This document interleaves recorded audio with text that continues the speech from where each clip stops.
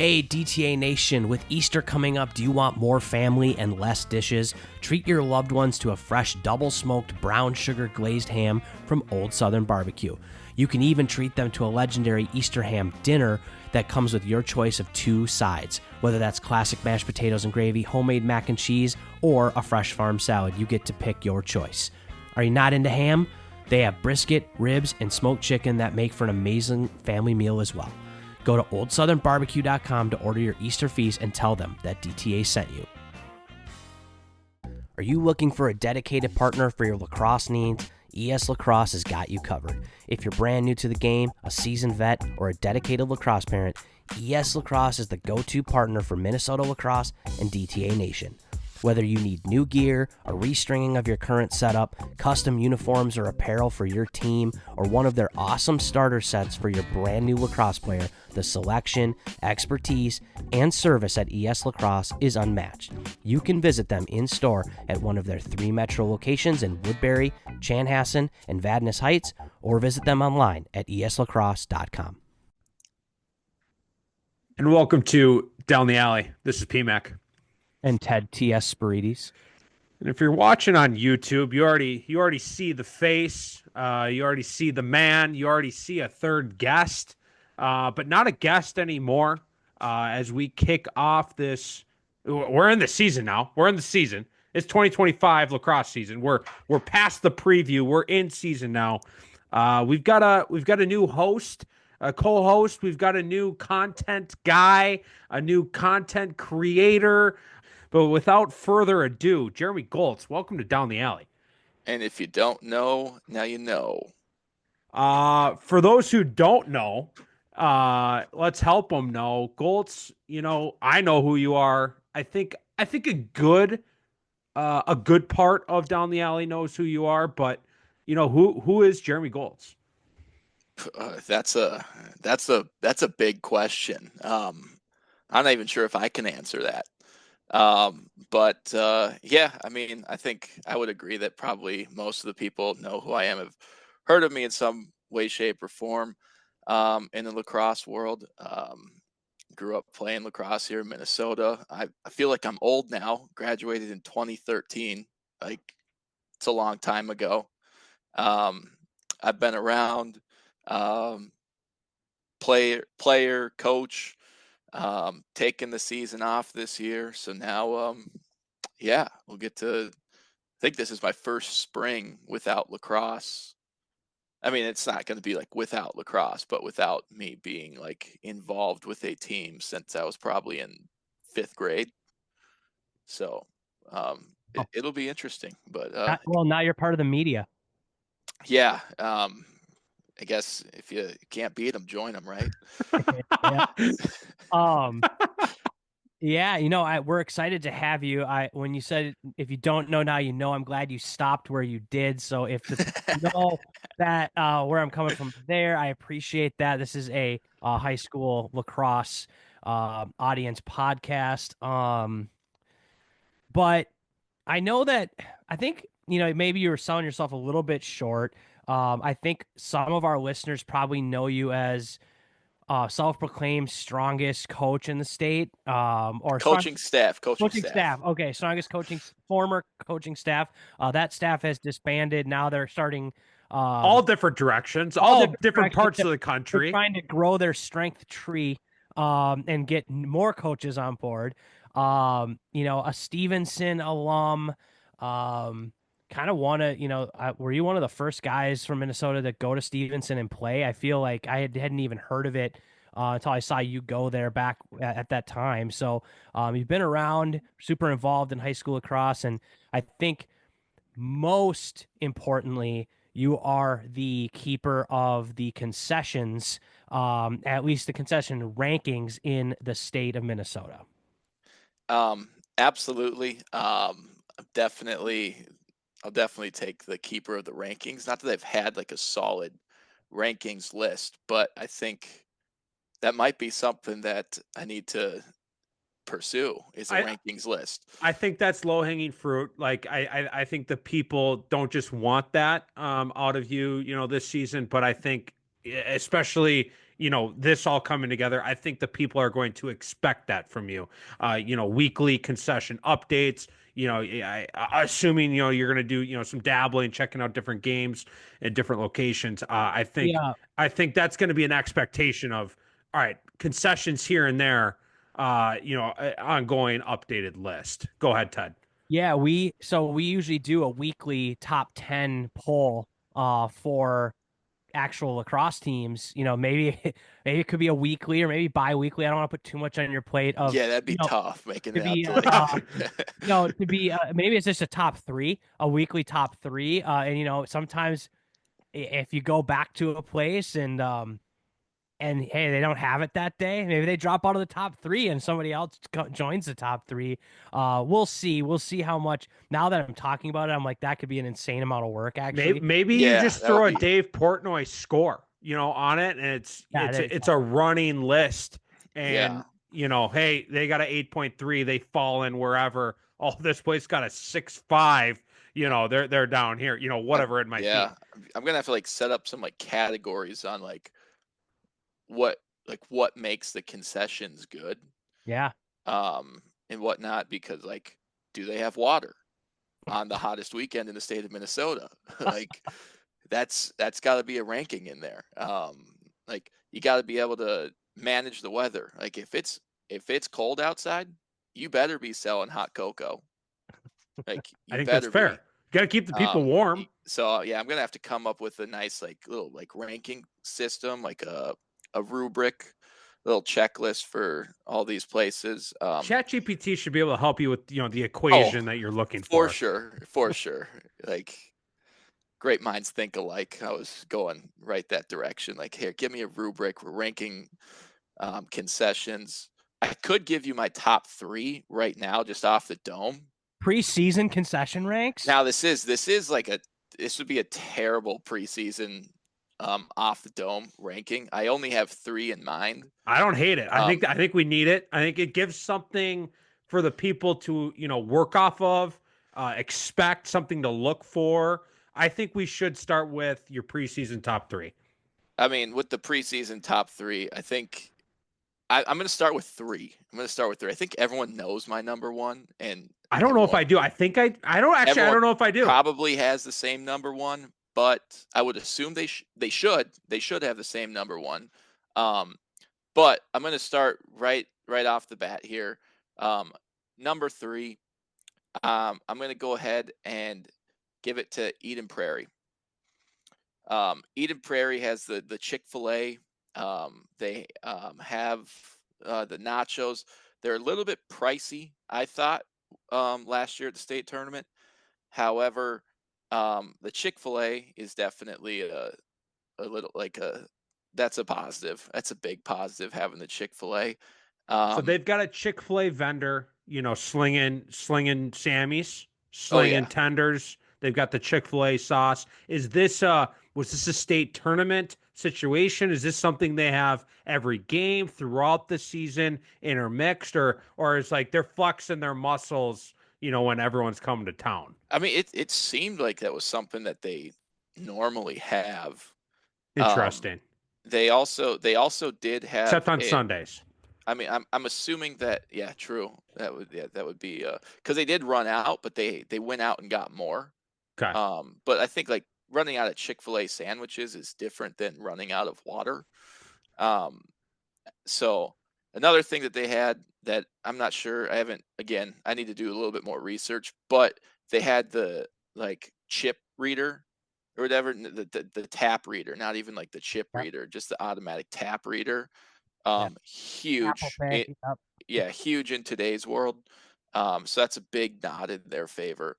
Not a super like tech savvy guy. I'm all for like cash and like swiping the card, whatever. But I think in today's world, that's something that you need to have. My number 2, I'm going to go with Chaska. Now again, these are all state tournament situations. I haven't really had the time in past years to go out and visit all these places during the season. So hopefully I can get out to some so I can adjust the rankings. But Chaska, um, they had some good burgers. I'm gonna go ahead. They had some good cheeseburgers. They offer a single cheeseburger, a double cheeseburger. Um, they had some hot dogs, and then because it was raining outside, they decided to throw in some free candy. Oh, here's this. It's raining outside. Like whatever. I'm like, that's great customer service. So I'm all about customer service. So I'm gonna go ahead and give Chaska a nod to the number 2 spot, and then my number 1 spot. Before I reveal my number 1 spot, a little background information about myself that does tie into this a little bit. I am a teacher in Lee Sewer, Henderson School District. For anyone that doesn't know where that is, if you're driving down 169 and you see the Jolly Green Giant sign, that's where I teach. Our athletic director in Lee Sewer, keep in mind, Lee Sewer does not have a lacrosse program or anything close to it. Getting a conversation with our athletic director about lacrosse, and he brings up the state tournament and goes, "They still doing it at Chanhassen?" And I was like, "Oh no, they're kind of bouncing around." He goes, "Boy, are those concessions something?" And I was just like off the dome. I've never told this guy about Chanhassen concessions. I mean, we're down in Lee Sewer, probably an hour, 45 minutes south of Chanhassen, and this guy just off the dome, Chanhassen's concessions. Like, if that doesn't tell you that's number 1, that the town of the Jolly Green Giant that 90% of the listeners here don't even know exists, can tell you that the concessions are something, they're something. There's nothing better when they fry up that grill at Chanhassen. I mean, they got a big like shed for it. I mean, might be one of the bigger concessions, like structures. And dude, when they fry up that grill, they got burgers, they got brats, they got hot dogs, they got the meal deals, they got everything. Just fire me up. There is nothing more exciting for me than when the MSHSL announces the state tournament is at Chanhassen. And it's like, yeah, fortunately for me, my alma mater, Prior Lake, has been able to participate. But if they didn't, I'm still going, and I'm getting 500 cheeseburgers. I love Chanhassen, number 1 concessions, and I'm going to die on that hill. Do you think at Chan there's maybe it was like an old guy or gal who like has food service like restaurant background and it was like, you know what? I need a project. I need like a side gig here because I may be retired or something. And like we're gonna operate this thing like like a like a food truck or a restaurant. Like we're gonna get it dialed in. Obviously quality of the food, taste, but then like you said, they got the right stuff, the right equipment, to make it all work. Was the big man like a consultant? Did they bring in Old Southern Barbecue to consult on their operation here? I mean, I don't know. I'm not gonna say, like, if it was a restaurant guy, it definitely was an Old Southern Barbecue-esque restaurant guy. It definitely wasn't some like plate in Prior Lake guy or some like Sulago guy. I can tell you that. Like, to be honest, it seems like it was some dude that was just like that got married in his backyard and like had bring your own beer and didn't have a food service and just grilled burgers and brats. That's what it sounds like. That's what Chanhassen's concessions feel like, is just like good old 4th of July, red, white, and blue. Get the people going. Give them cheeseburgers, brats, and hot dogs. Give the people what they want. Yeah, it sounds it's been a while since I've been there. I do remember them being good, but I don't think I've been to Chan High School to watch a game since maybe 2019. Was there a state tournament? Was there in 19 Prior Lake Benilde Yeah. game? Yep. Yeah, that Yeah. was the last time I think I've been to Chan for a lacrosse game. But yeah, I mean, there you have it. And every one of those three seems to have a little bit different um reasoning why they're in the top three. You know, Eden Prairie had Tech and Chick-fil-A. They kind of had like maybe the premium offering. Chaska customer service. And then Chan, you know, operationally and just the whole experience tied together and quality of what they offer seems to be what puts them in the number one spot. You know, we came across an email that was sent out. MSHSL Coaches Association sent out a big email this week, but talking about things that they're working on. We were hoping to have them on. You know, maybe they'll come on at some other point, you know, in the season or off season or something to talk about some of these things.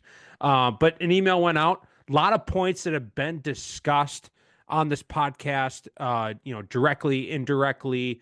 You know, I would love to just go through these quickly. You know, and we can dive deeper into any of the topics that, you know, we you know, feel like we should or want to. But yeah, I'll just kind of go by the email. You know, first topic here, state tournament location, which is perfect because we were just talking concessions. We're just Chanhassen. talking about you know, the locations that you know we've been at in recent years. Some of them great concession stands offering great services. But you know, if we compare, you know, the lacrosse state tournament experience and locations to, you know, some of the other sports, you know, I don't want to call them bigger sports or smaller sports, you know, size wise. I feel like that's fake. There are other sports in different seasons. You know, location wise, there's some really cool opportunities going on, right? Hockey, for example, that's probably the premier one, right? XL Energy Center selling that thing out. You know, it sounds like the Coaches Association, it's on their radar. They're working on it. And TCO is, you know, maybe that prime target, which, you know, there's probably pros and cons, you know, to that location. I think it would definitely be a step up, at least in my opinion, right off the dome, without diving deep into it. But I think it'd be a step up, a cool location, has ties to the Vikings. The PLL has done some things there. I am hoping to go to the PLL you know, game in August. They finally are coming during a time of season that I could potentially go. Not in the middle of, you know, kind of the summer club and youth season. Not the biggest travel weekend for Minnesota club lacrosse players. Yeah, you know, so they're trying. They picked an August weekend. I'm gonna try to meet them halfway. They're trying to meet me halfway. I'm gonna try to meet them halfway and make it to you know, make it to it if I can. TCO for the state tournament. You know, thoughts, reactions. If it happens, right? I know they're working on it. It's not. I'm not saying it's happening. You know, in the next couple of years, but it's clearly being communicated at least that they're working on it. Ted, do you want to go first? Because I feel like I'm pretty passionate about this one, so Yeah. I want to give you a chance to. Yeah, I mean, I think in the sense of having like a neutral, kind of premium site, that's maybe a little bit bigger or better, quote unquote, better than a high school. You know, that seems cool. I think it would be cool.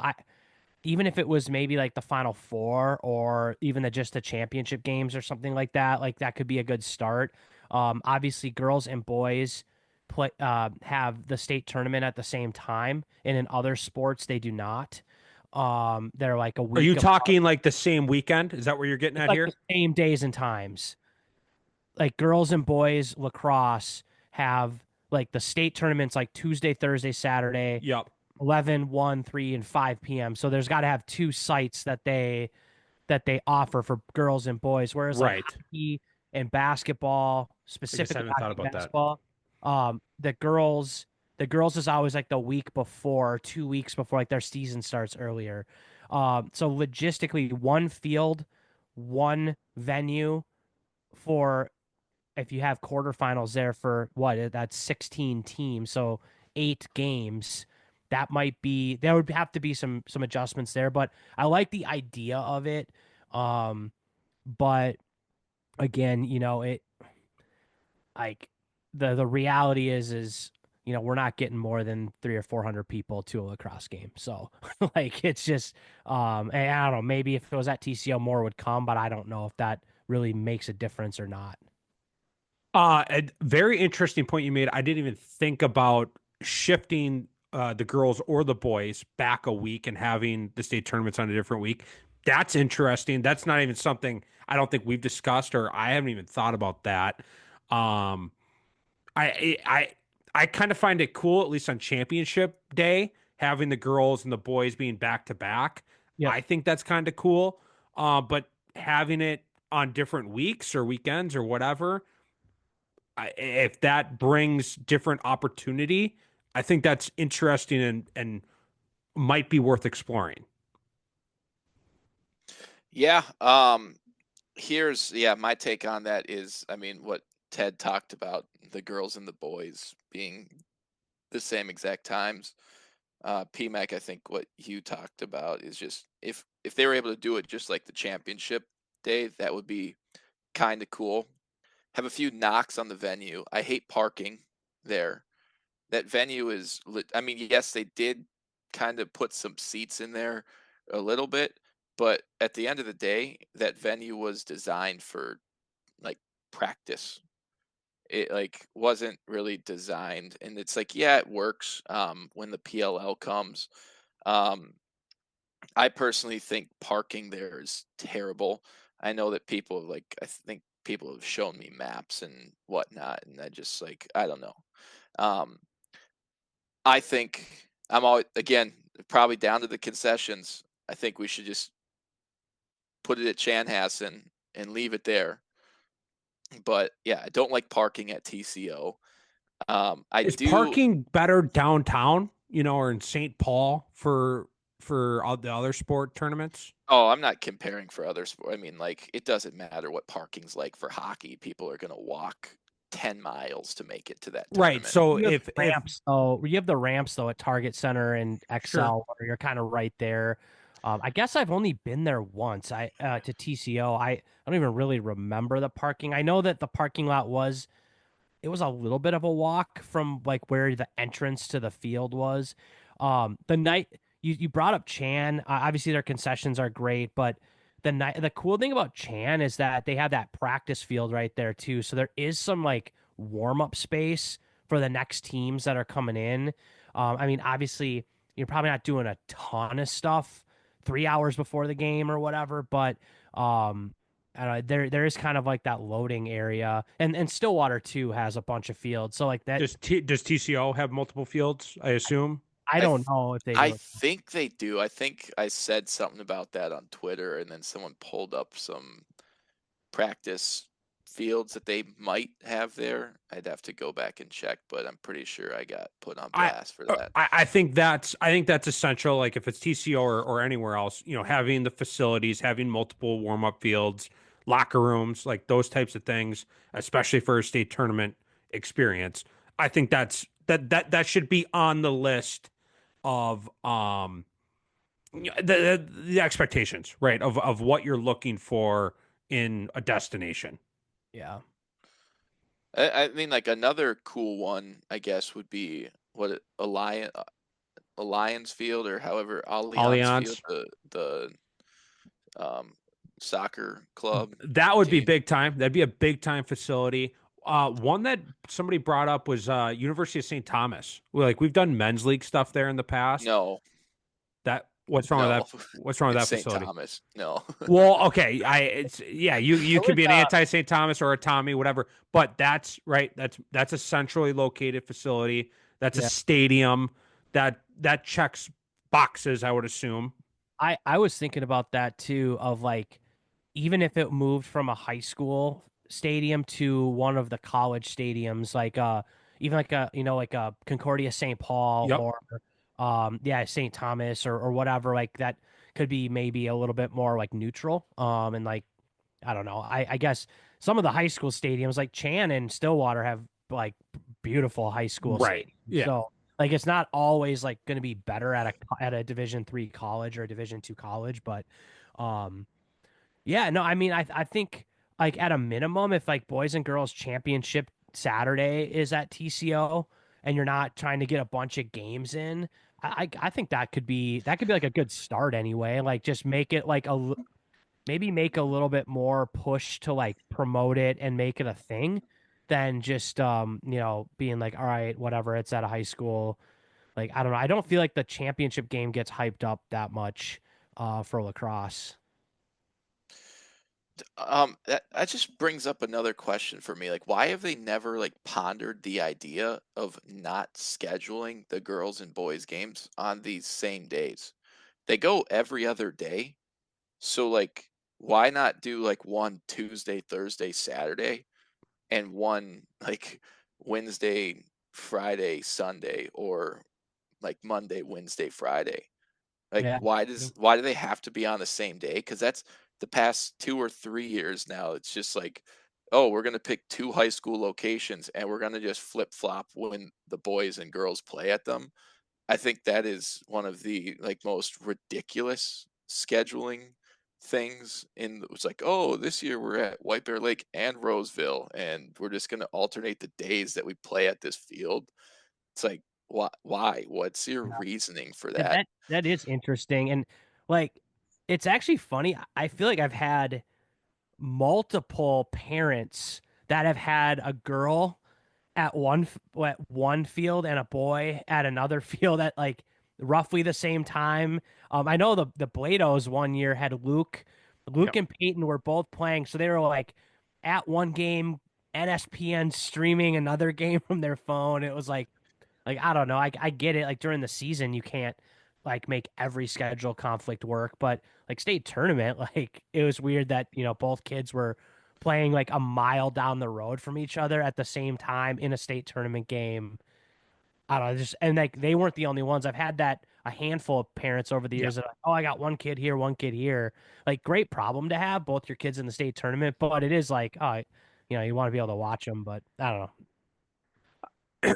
The next topic that was discussed on this email, one that's been, brought up on this podcast by uh, various coaches, various parts of the state. Something that really was not on my radar until we were podcasting. It was in my world, in my mind, it was brought up kind of through this podcast, on this podcast, and discussed more. At first, I was very resistant. I've opened my mind up to it, and that's two classes. In this email, it was discussed that the MSHSL has indicated at a minimum 96 teams would need to kind of be established for two classes to be considered. We are currently at 80-ish. So we would need to have continued growth across the state, and more teams adding lacrosse versus co-ops, for this to be even a consideration. I would say we're clearly not far off numbers wise, but momentum wise, I would say maybe we're going the wrong direction. Again, that's just when I use the word momentum, that's just gut feel. I could be wrong. I don't have the stats to back that up. I'm just kind of speaking off of my gut here. Two classes. Anything to add on this? I know this has been discussed on this podcast quite a bit. Yeah, I mean, I didn't know. That's news to me about the 96 number. I know that the two classes has been talked about. Um, I don't know if that's going to solve the problems that like people want solved per se. It's like the good teams are still going to be good. Like if you were to split the state up into the like top half and the bottom half, and like that's your double A and that's your single A. Obviously, that's not how it's done. It's based on enrollment, typically. But like even if you were to do that, just to take your top 40 teams and your bottom 40 teams, like you're gonna have 8 to 10 teams that dominate in both of those pools that are levels ahead of everybody else. And so like, yeah, would it be nice for some of those like smaller schools to be able to, I guess, compete for a state tournament? Yes. In the grand scheme of things, like, I mean, I don't know. I don't think it's something that needs to be done. Definitely. I like that there is actually a number of like 96 now that I know that is just like, I think that's going to challenge us to actually put some meaning behind grow the game, because I know a lot of people like to throw that out there. They like to throw in that hashtag. They like to make it like it's like a cool, it's like how everyone talks about, oh, what's the big, like, what's the foundation of this team? And everyone says culture. It's like, what does that mean? Like, and it's like same thing. It's like everyone's like, oh, grow the game, grow the game, grow the game. It's like, what does that actually mean? Like, how many of these like high school like head coaches are actively involved in their youth programs? Like, how many of them? Because we talked about like, if we want to do this, we got to stop the co-ops. And if we're if we got to if we want to stop the co-ops, we have to develop the youth programs. Um, you and I, PMAC, Ted, I can't speak for you, but I'm assuming Jefferson had a decent youth program. I know that they have a pretty well established one right now. Bloomington does. But like PMAC, you and I were probably like, I mean, we grew up in the model, like in the gold standard for what this looks like to have your head coach Yeah, it was early be stages of it, right? yeah, be Yeah. actively involved, and run the stuff. And I mean, like, I mean, and it's just been a conveyor belt pretty much ever since. It's like when Casey stepped up after Fleck left. I mean, he took over the youth program. Me and you were actively helping in it. It's like you got on the high school staff. Kepner's now on staff as the head coach. His kids are in the program. And so it's like we have this right now, hopefully endless cycle of continuation within Prior Lake of having the head coaches be highly involved. And we've seen a lot of these other programs that have had waves of really good talent come through. And then, like, oh, once that wave is gone, now the coach is gone. And now it's like they see the writing on the wall. And instead of like seeing that writing on the wall and actively going and being like, hey, why don't I go make the new wave? It's like, let's go see if the grass is greener somewhere else, or I've done my time here. And then they bounce. And so, I mean, I feel like those are all kind of factors playing in. But if we really want to grow the game and grow it to 96 and get that double A, single A, like, I think it's a lot on us coaches to start becoming more actively involved in our youth programs. I think we could get to that if people really want that 2A, single A model. Yeah, no, I agree with the double A single A. Like I think I kind of like have feelings on both sides a little bit. I think it would be cool for the sense of like a smaller, growing, kind of leaner program could maybe essentially, I guess in theory, like make a final eight or a final four in a single A, whereas like they're probably not winning you know, even a game in the section except for a Right. play-in game. But at the same time, Goltz, I do agree that like your top your top eight or top six teams in each grouping are still going to probably always be the best, and then the rich get richer, because you know players will want to go there, or you know, like once you start winning, then there's that tradition and culture of winning. So I don't know if it solves the problems that people, like you said, that they think it's going to solve. Like it could solve some things, but I think it opens up some new issues.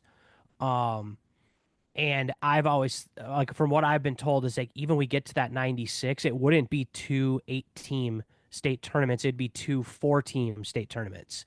So they'd split it, but then it'd be four double Hmm. A, four single A. So then the fifth and sixth team in the or like what? Oh, it's not fair. I had to play, so and so, and I didn't Yeah. make the Final Four, so we should have 3 classes now, so I can make a Final Four. It's like you can only social engineer your way to success for so long. Like eventually, you just have to do it. Is that Like fact? Like, is that factual? It would have to start at 4 teams for each state tournament. Like there would be 4 sections a I class then, believe, or what? yeah, I believe that's what I was told, and I think I saw it in the Discord as well from one of the officials. May have been Ripley or one of the other officials that said it wouldn't be 2 8-team state tournaments like they have for hockey. Like there's so many hockey programs that they can do that. Like I think 96 is to get it to like 4 and 4, and then it has to grow to another number to be 8 and 8. So Interesting. yeah, I don't know. I don't know if people maybe know that, and think like, oh, I'd have a shot at a state tournament if I was in single A, and it's like, would you?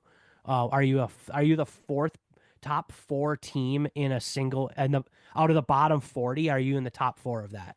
Well, and then it's just another, like, not that public schools can't do it now. It's now that you realize that every school is capable of recruiting. You find an address, you give somebody an address, and now they get to play. But it's like, what private schools go where? How do you, like, Yep. which private schools go 2A, which private schools go single A? It's like, oh, like, and then all of a sudden one goes single A, and it's like, oh, all of a sudden everyone's now going to that one.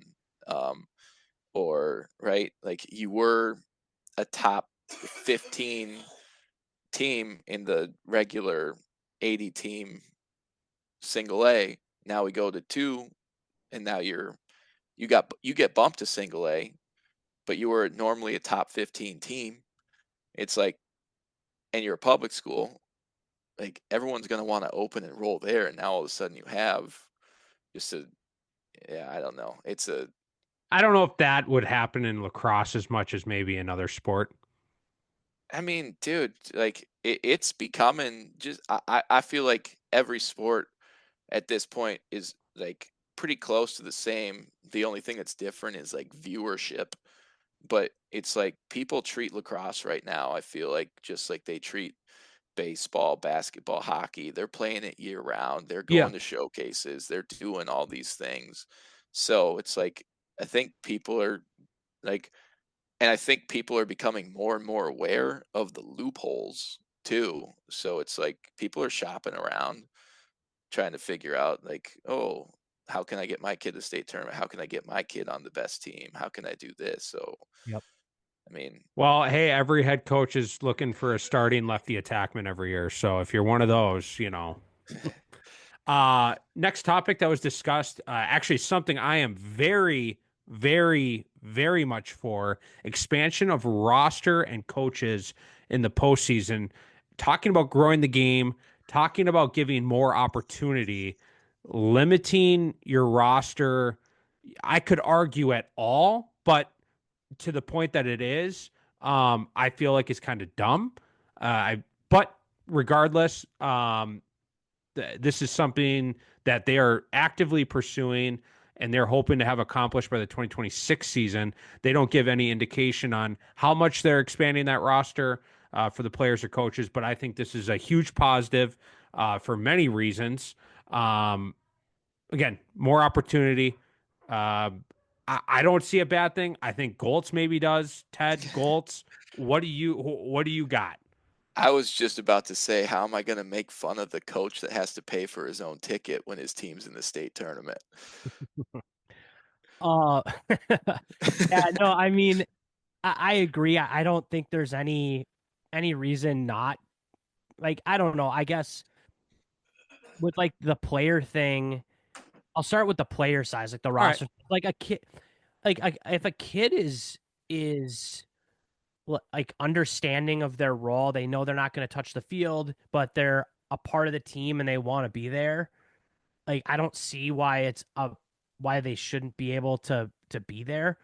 Maybe the maximum should be like 40 or something. Like that. You don't want to have a whole like 90 kids from a program, on the bench or whatever. I understand that, but like seniors that maybe like you don't cut, but they're maybe not contributors or starters. Like why are they not allowed to be there even if they don't touch the field? Because again, I was told that the original rule was they like ran the math or something or did the research and found that only 24 players was like the amount of players that actually play in a lacrosse game, which is maybe true or not. I don't even It know. might be true.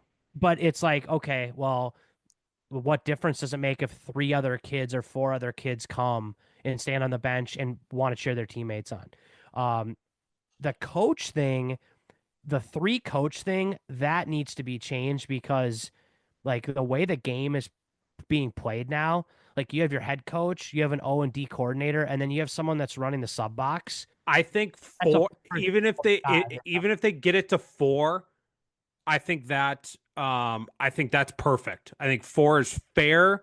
Like if you want to make the argument, oh, not every staff can, attract so many coaches. If you get it to 4, I'm not saying, I don't even know if that's the argument. I don't even know if that's the argument against it. But fine, 4 needs to be the minimum number.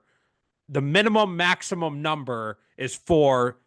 Head coach, your 2 coordinators, and your pocket. You need a guy running the box. So if 4 is the number, in my opinion. And you know what? If I have to pay for a ticket as the 4th coach to get on the sideline and coach my team, I'd gladly do it at the state tournament. I'll buy the whole weekend.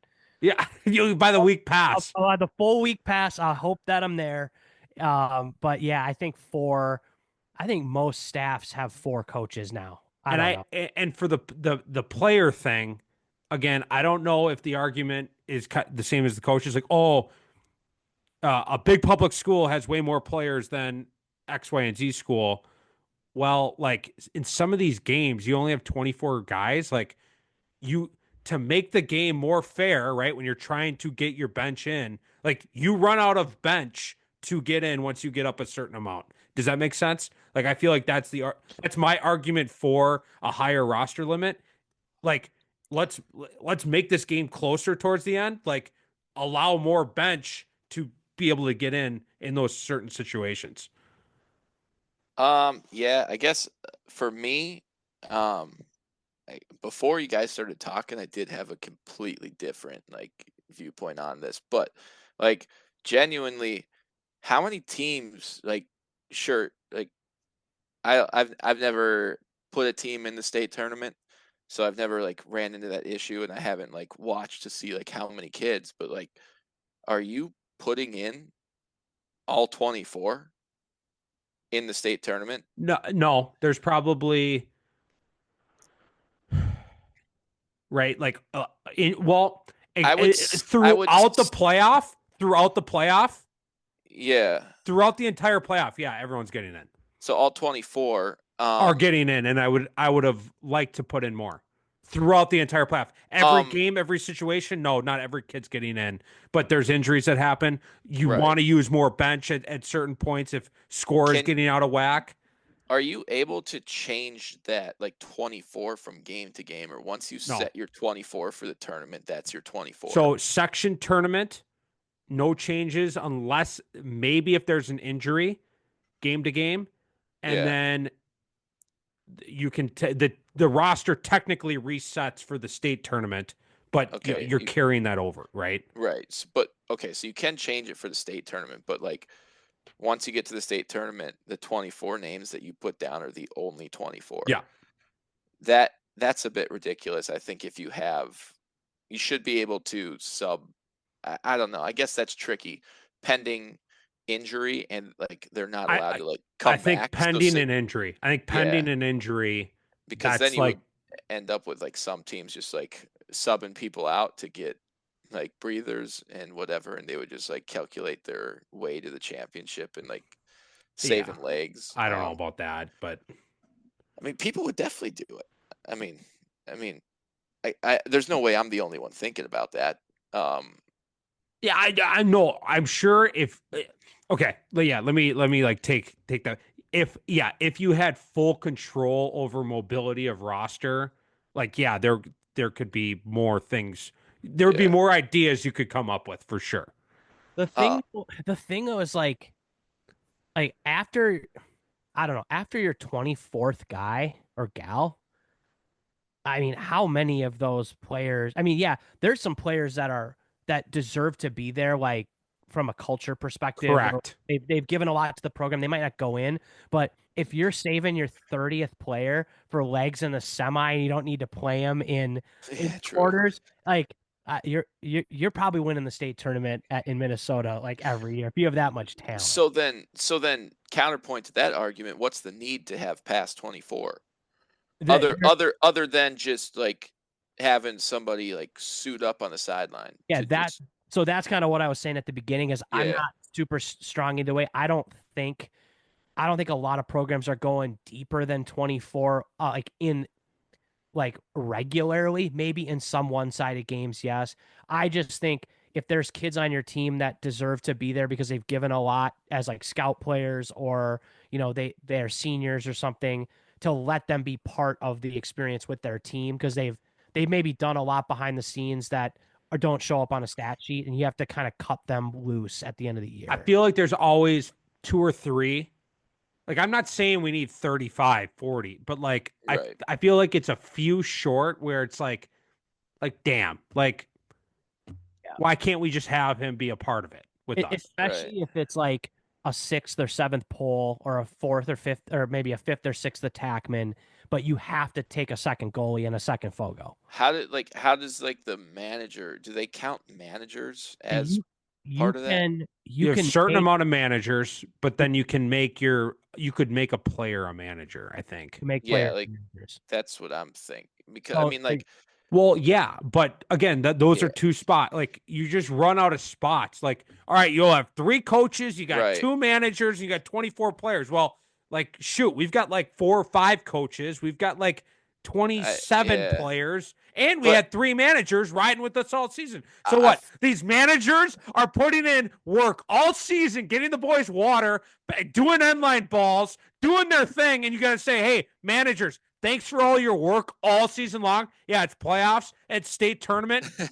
Kick rocks. We're gonna make the managers are part of the ride too. Goltz. I get it, but it's like for you, like to say like, oh, I'm not saying we need 35, but we need a little bit more because there's always a couple like, oh crap, man, I really don't like.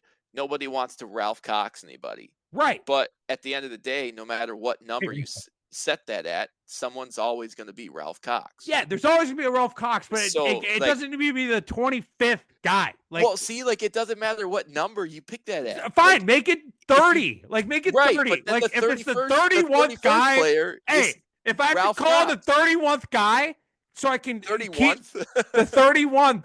If I can call the 31th guy, I'll Ralph Cox the 31th guy. Ralph Cox and the 25th guy, that's tough. Like, that's a tough conversation. Ralph Cox was 21, but different freaking sport. But yeah, I don't know. I feel like if we set a number, there's like eventually, pending we do grow this game, like we're gonna end up with rosters that have 35 capable guys. You're not wrong. The goalposts will always move. There always will be somebody unhappy and left out. It's got to be 4 coaches though. I can Ralph Cox the 5th coach, and I can Ralph Cox. I don't know what the number is, 31. But I don't want to Ralph Cox. I know it's not the 25th. I know it's. I can live with Ralph Cox in the 5th coach. I don't know if I can live with Ralph Cox in the 25th player. Well, you've done it how many times? I know, and it sucks. Okay, I don't want it to be that guy. I want it. Yeah. I want it. Give me I don't know, maybe 28.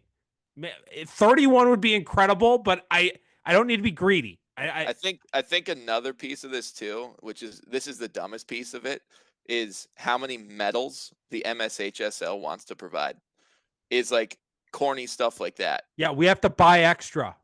Yeah, every year. So not the Prior Lake Booster Club has to. No. I don't care. Like, no, we don't care that we do. Like, we happily do. Like, we happily have. But the fact that we even have to, or that it's like, it's just dumb. It's just that you're pulling. Yeah. Let's keep this thing moving. Expansion of season. This has been one that I feel like has been heating up as of late. Expansion of season on their radar. They're pushing for it. I would assume it would be a push up, so we'd be starting. I don't know. Is it the halfway through March? Is it a week earlier? I don't know. Um, but it makes sense. I think it makes a lot of sense. Baseball is out on the football turf as we speak. There's not any snow out there. Like we could be doing things, thanks to global warming. So, I think it makes a lot of sense weather wise. Facilities have come a long way. Across the board, it's a general statement. Across the board, I feel like facilities have come a long way. What are our thoughts? I feel like this is a pretty common want across lacrosse in general. I got one thing before I know Goltz has a lot of stuff, but originally I heard that lacrosse couldn't start because of weather. Like there's snow on the ground. We can't go outside until the snow's melted. Okay. All right, fair, whatever. But then baseball gets to start earlier and they play on grass too. So that I was like, hey, that's weird. Then I heard the argument a few years ago. Well, not everybody has access to indoor dome time. So the Eden Prairies and the Prior Lakes, they're gonna have an unfair advantage because they get to practice in a dome and the rest of us don't. What do you think we're gonna do? Like just shell out $450 an hour? Like no, I know. The whole month of March? What do you so I was like, okay, maybe. But I'm like, there's a lot more dome space now, and I'm like, I don't think I'm like, okay, I'm at my school at Farmington, we don't have a dome. We have gyms and we have a lot of grass fields. Those, if the weather's bad, we don't have a dome to go in on campus. I would gladly start early and be in the gym. There's 10 billion things that we could do without having a full field. The first 2 weeks of the season, I know PMAC has alluded to pictures, uniform handouts, stick work, all these things. So I was like, okay, that's maybe a point of like trying to like equity or equality across the board, but I'm like, that seems kind of weird. Lance, when he was on the Section 6 podcast, said when they passed the sanction for Minnesota high school lacrosse to become a varsity sport, they said we're starting after baseball because we don't want lacrosse to compete with the current established spring sports. We'll add you, but we're not going to let you compete with them. We're going to start. This is what, 20 years ago? So now I'm kind of going, okay, now I see what's going on. They blame the weather. They blame not having dome space. It was somebody was like, I don't really want to see lacrosse come in and start messing with baseball. We're going to push them later and kind of give them, and whatever, good for them, right? Like if they had the power to do that, might be something to reconsider. I'm glad the Coaches Association is looking at this. But that's my pedestal rant. I think starting in March, week or two early to get some of the week one stuff out of the way. Yeah, maybe allow an extra week of practice, and then we could bump games up. We could bump games up to the first week of April, and maybe add 2 games, 15 regular season games. 50. It feels a little bit better than we have 13 now, right? Correct. We have 13 regular season games. Get us up to 15 before playoffs. I don't know. Feels a little bit. Or feels a little bit better. or just leave it at 13 and not have to play a game every single day of the last. Like 3 weeks. I want to get rid of like as much as possible 3 games a week. Like doing that week after week sucks. Or you could have the state tournament be like earlier in June. That like, too. Done early, so like the people that want to do their club stuff can go. You're not playing on Father's Day weekend. Memorial Day weekend. I mean, it would be sick to have it on Memorial Day weekend or like even just the weekend after. I feel like once high school students are graduated from high school and they're still playing 2 more weeks of high school lacrosse, it's just not an ideal setup. Or just any kid again, yes, a competitor, they should care and want to be there, and I think some do, right? But like, just have it end like right when school ends, and then if kids want more, they go play on their showcases or whatever. But I wouldn't be opposed to any of those ideas as far as in today's world, there is genuinely no good argument of competing with other sports. Like, what are we competing for? Like, the only thing that we would be competing for is same, like, practice facilities, Yeah, facilities, pending numbers, pending players. pending only that the snow is, like, still on the ground pretty much. Yeah. And Otherwise, if I the get fields are clear and good to use, like, we're not sharing the same fields as any other spring sport. yeah. And we're not asking to start in January, like to conflict with hockey and basketball. Like have it be after the state tournament for hockey and basketball. 100%. I wouldn't Like, want to start before the hockey state tournament. It's yeah, no at way. some point after that, some point before we currently do. So what's interesting is, as Lance did go on to say in that podcast, that so the original reason was, hey, we don't want you to compete with the established sports, but we'll let you get this sanctioned. We'll start you a couple weeks later. Okay, fine, whatever. Had to do what you had to do. Well, they just added boys volleyball, and they get to start. They don't have to get started 2 weeks later after after lacrosse, which is established now. They just said, all right, you're in. So now maybe there's a case for an appeal to say, all right, you wanted us to not compete with established sports. Well, now we're established, and you let boys volleyball, come in and be a spring sport. So we want to start earlier now. Yeah, like, I mean, whatever. Like, baseball starts, like, this is their third week Yeah. of practice. They have 1 week of arm care, which I mean, for us, that would translate to us, like, we could only do stick work. You could only do, like, passing drills, shooting drills. Like, you couldn't really do any schematics, or coaching. Just like, you're doing this to just get your stick warm for the season. And then they have 2 full weeks of practice.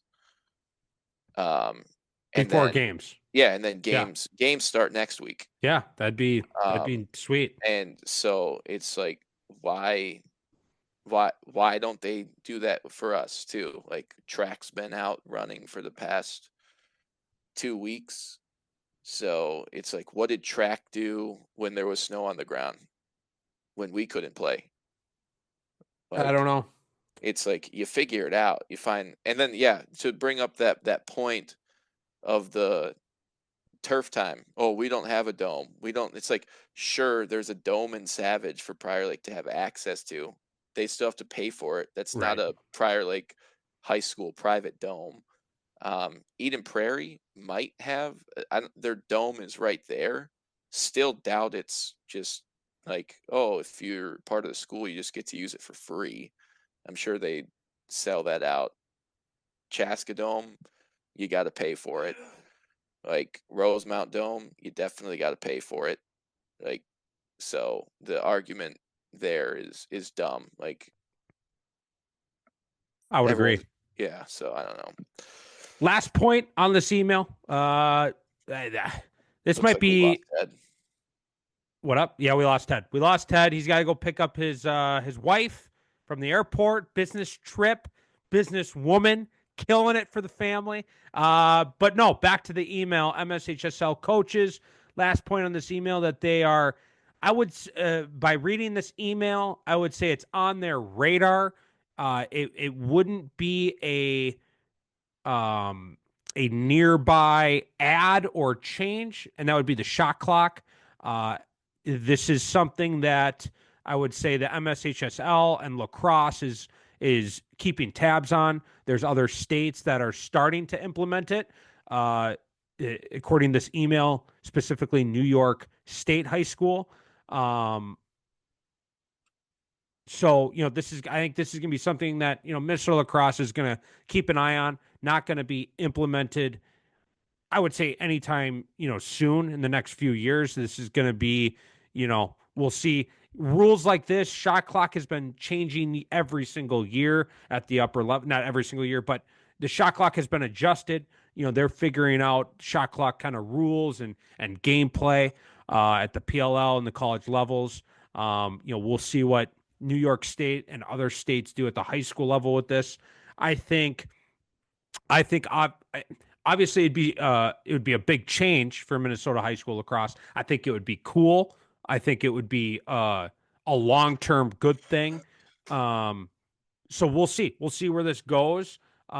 Interested to hear your thoughts, but interested to see kind of where this one goes. I'm definitely pro shot clock.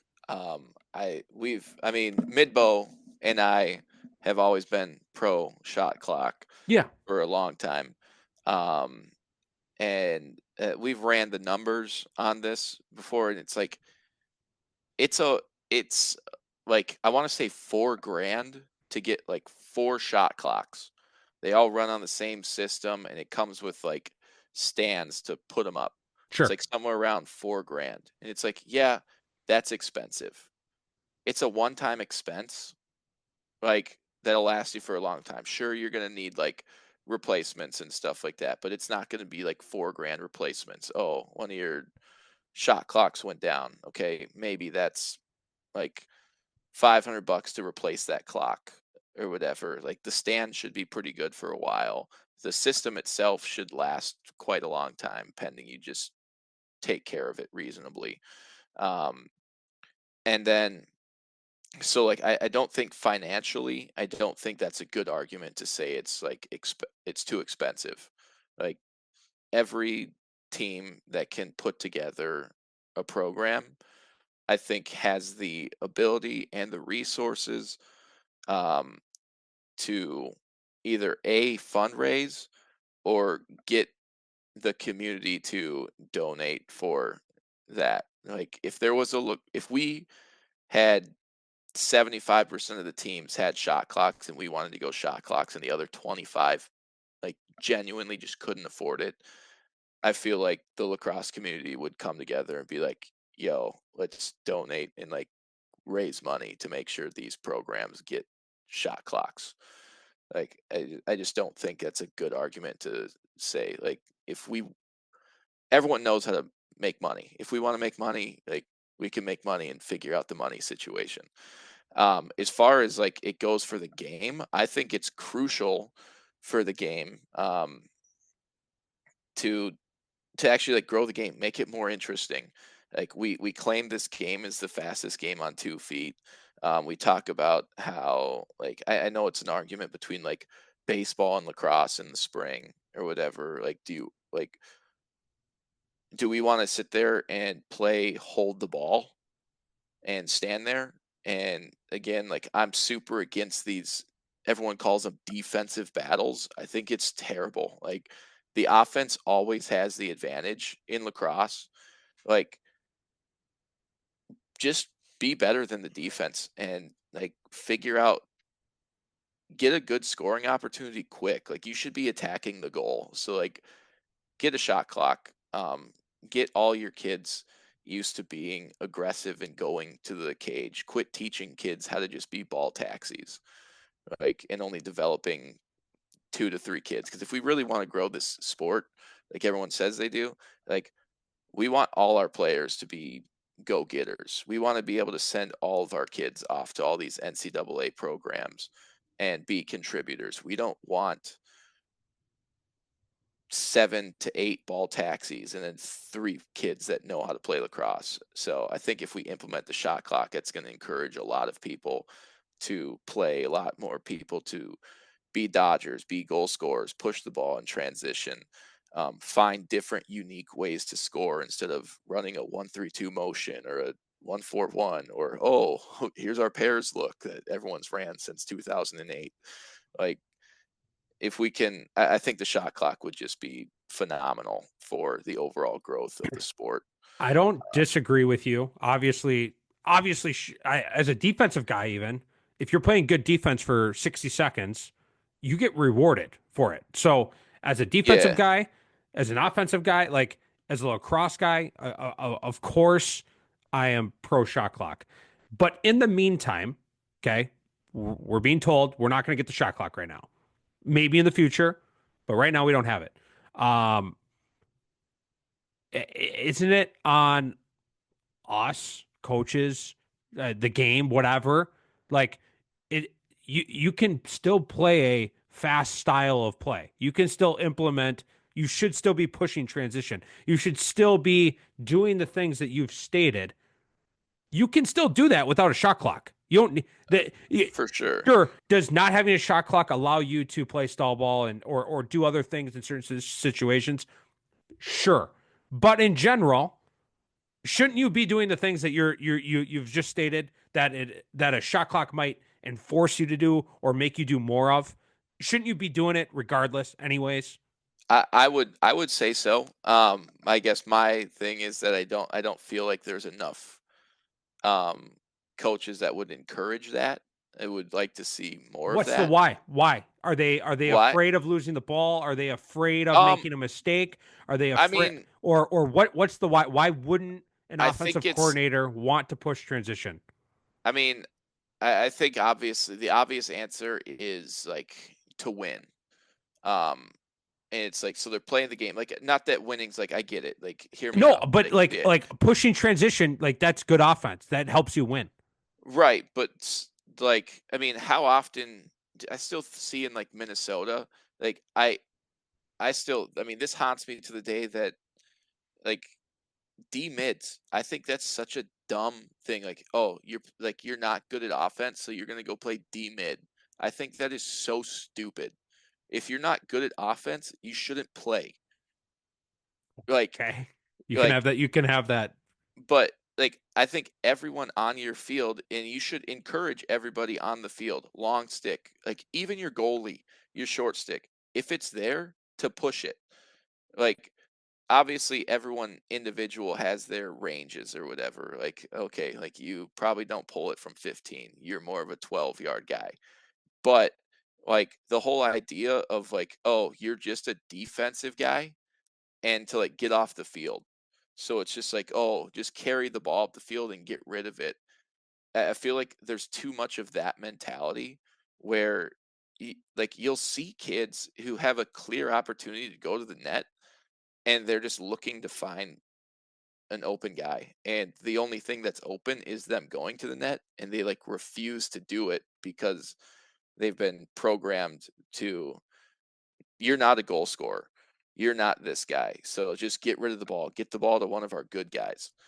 um and so like I don't know, I just eh, I would take the other side. I feel like there's more LSMs right now. I'm an LSM guy. There's more LSMs contributing more on offense than maybe ever before. Like CJ last year. CJ was like top 6 in yeah, our scoring.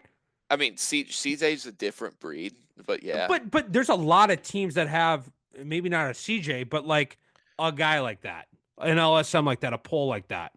I mean, I don't know if I would say a lot of teams, but there's definitely a few.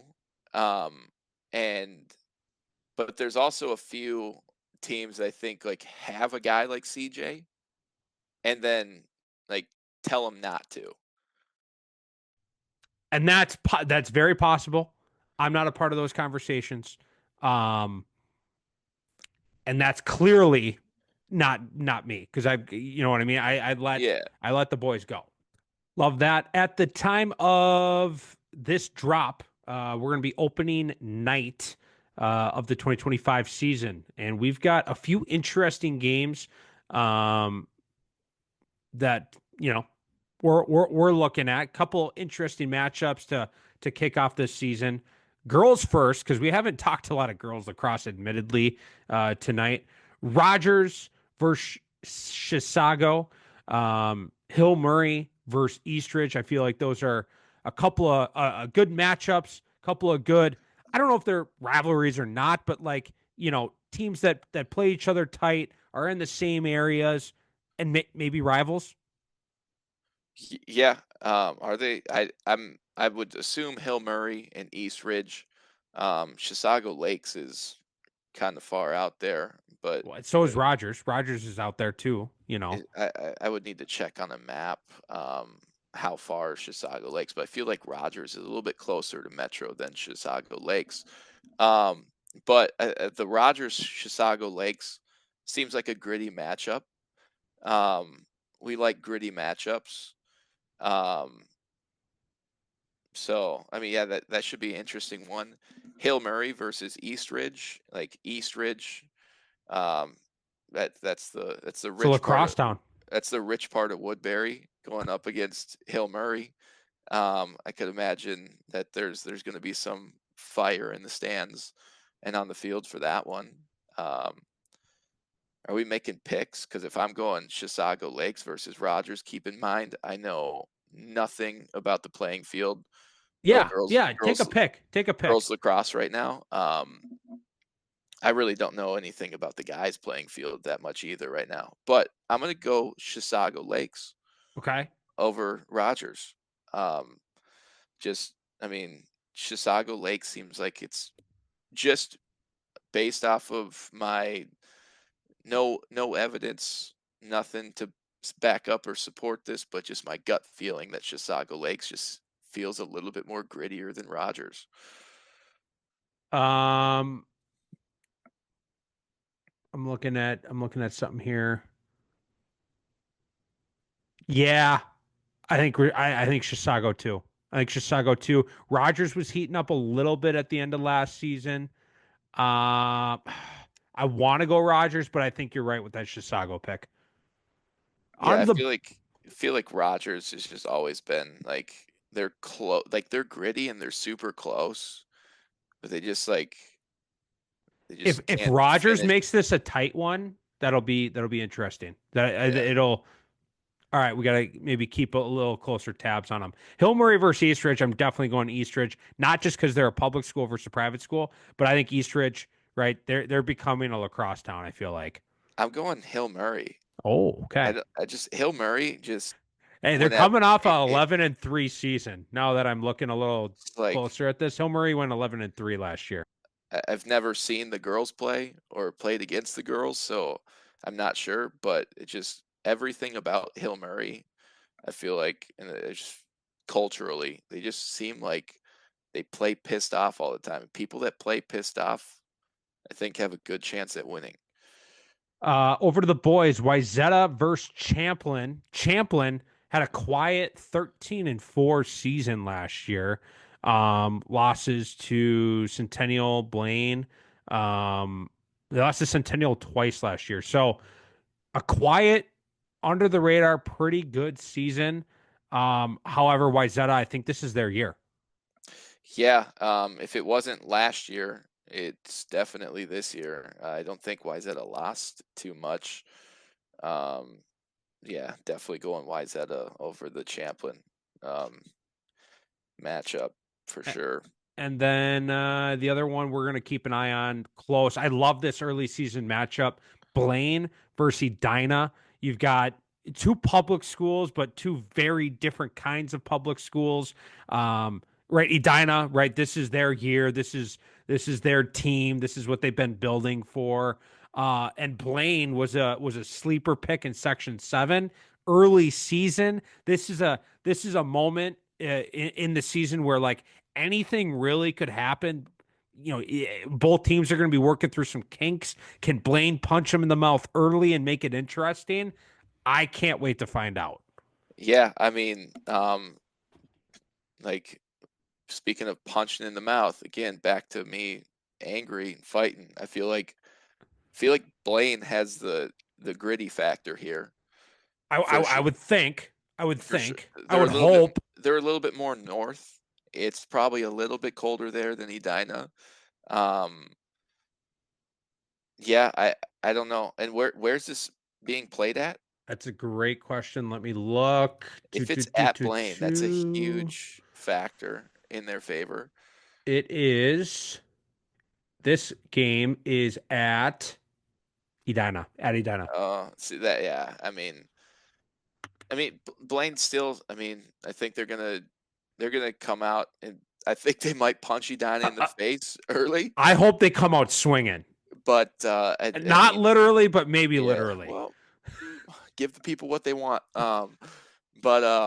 Yeah, I think Edina just. I mean, they've got the youth program. They've got the years and years of development. I think Alex Johnson, Bowden Nichols are still at Blaine, as far as I know. Haven't spoke to either one of those in a while, but I'm assuming they're still there. I believe they are. Great guys, great coaches. But I mean, things take time. So, and Edina has had the time in their favor. to build up the program that they are. So yeah, I think Edina is gonna take that one. But yeah, I think Blaine's gonna come in, give him a punch in the first quarter. Love it. Love it. Well, we'll be back, next week. Plenty of more games to take peeks at, look at, and kind of review. But opening night, things that the Coaches Association are looking at, thinking about. Excited for the season to start here. Yeah, we are so back. Excited for the season. This is going to be an interesting one for me. I'm completely unbiased now. I'm not coaching a team, but I am biased. Go Lakers.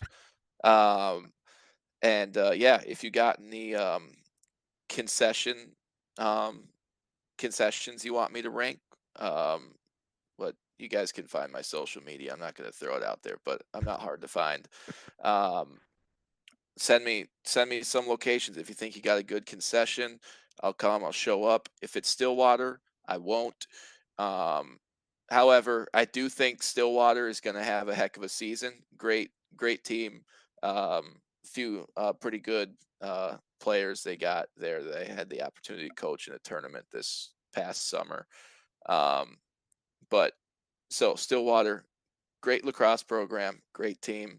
Your concessions are terrible. Fix it. So you're going to be watching Stillwater when they're on the road this year. They better be. I think they're cursed too. Like you're not going to win at home. You're just not going to. You got to play somewhere else. And so I definitely out of there. What section are they in? I didn't pay attention to section rankings. I got to be so much better about this. But they're my pick to win their section. We'll add it to the list. Get Ted on that. Love it. We'll be back next week. And thanks for tuning in. Thanks to the sponsors. And we'll be back next week. Adios. Are you looking for a dedicated partner for your lacrosse needs? ES Lacrosse has got you covered. If you're brand new to the game, a seasoned vet, or a dedicated lacrosse parent, ES Lacrosse is the go-to partner for Minnesota lacrosse and DTA Nation. Whether you need new gear, a restringing of your current setup, custom uniforms or apparel for your team, or one of their awesome starter sets for your brand new lacrosse player, the selection, expertise, and service at ES Lacrosse is unmatched. You can visit them in store at one of their 3 metro locations in Woodbury, Chanhassen, and Vadnais Heights, or visit them online at eslacrosse.com. Hey, DTA Nation, with Easter coming up, do you want more family and less dishes? Treat your loved ones to a fresh double-smoked brown sugar glazed ham from Old Southern Barbecue. You can even treat them to a legendary Easter ham dinner that comes with your choice of 2 sides. Whether that's classic mashed potatoes and gravy, homemade mac and cheese, or a fresh farm salad, you get to pick your choice. Are you not into ham? They have brisket, ribs, and smoked chicken that make for an amazing family meal as well.